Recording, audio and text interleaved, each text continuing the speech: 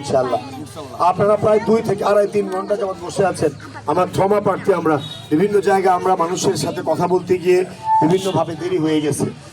আপনারা, আমার মা, আমার বোন, মুরব্বীরা, বাপ, চাচা, এখানে উনি সবাই উপস্থিত। কত আন্দোলন সংগ্রামে যে কষ্ট বিপদ আমার উপর গেছে, আমার নেতাকর্মী প্রত্যেকটা সময় আপনারা দোয়া করেছেন, আল্লাহর কাছে ফরিয়াদ করেছেন, নফল নামাজ পড়েছেন, রোজা রেখেছেন। অনেক মা বোনেরা সেই দোয়ায় আমাদের বাঁচিয়ে রেখেছে। আমাদের নেত্রী বেগম খালেদা জিয়া দুনিয়াতে নেই, আপনারা সকলেই জানেন। আপনাদের নারীর অহংকার ছিল, ওনার জন্য আপনারা দোয়া করবেন, আল্লাহ যেন ওনার জান্নাতবাসী হয়। আমার পরিবারের জন্য দোয়া করবেন। আমার বাবা নাই, ওনার জন্য আপনারা দোয়া করবেন। আমার মা অসুস্থ, ওনার জন্য দোয়া করবেন। আপনাদের কাছে 2-3টা পয়েন্ট আমি একটু উল্লেখ করতে চাই।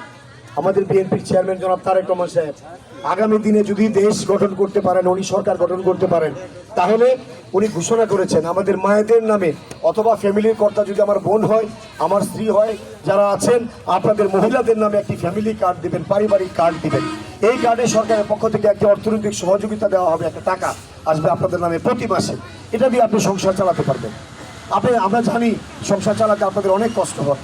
আমরা যারা পুরুষরা রোজগার করি, অনেক মহিলারাও আপনারা রোজগার করেন।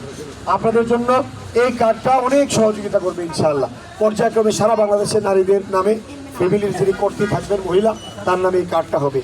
এবং আমি জানি এই ফ্যামিলি কার্ডের ছাড়াও আপনারা যে সংসারটা চালাচ্ছেন, এই যে সংসার চালাচ্ছেন আপনারা, এই স্বামীরা বা আপনারা যে রোজগার করে যে টাকাটা দেন, এই টাকাটা আপনারা কষ্ট করে মাটির ব্যাংকে, বালিশের নিচে, খেতার নিচে বিভিন্ন জায়গায় রাখেন, চেষ্টা করেন একটু সঞ্চয় করি, কোনো বিপদে যদি কাজে লাগে।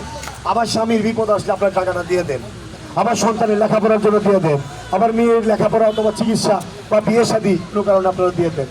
এই যে একটা আদান প্রদান, আমরা অনেক সময় পুরুষরা আমরা হিমশিম খাই।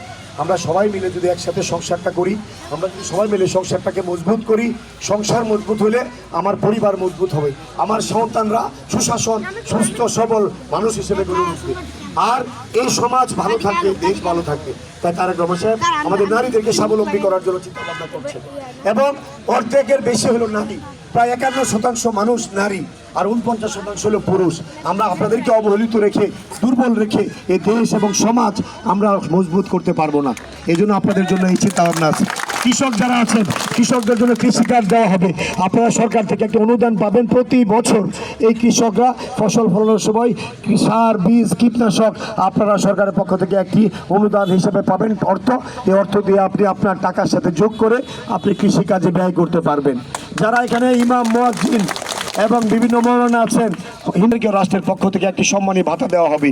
তাই আপনারা সবাই তারেক রহমানের জন্য দোয়া করবেন, আমাদের জন্য দোয়া করবেন। আগামী নির্বাচনে সবচেয়ে বড় কথা, একটা গণতান্ত্রিক পন্থায় নির্বাচিত সরকার খুবই দরকার।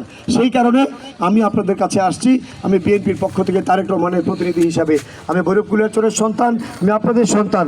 আপনারা আমার জন্য দোয়া করবেন। মা যারা আছেন সন্তান হিসেবে আপনারা প্রত্যেকের কাছে গিয়ে ভোটটা চাইবেন। যারা বোনেরা আছেন, ভাইয়ের জন্য আপনারা যার যার কাছে গিয়ে বলবেন আমার ভাই আলম, তার জন্য আপনাদের এবার একটু ভোট দিতে হবে। ইনশাল্লাহ আমি কথা দিচ্ছি, আমি আপনাদের এই ভোটের আমানত, পবিত্র আমানত আমি খেয়ানত করব না। আমি সর্বোচ্চ দিয়ে আমি চেষ্টা করবো এলাকার মানুষের সুখে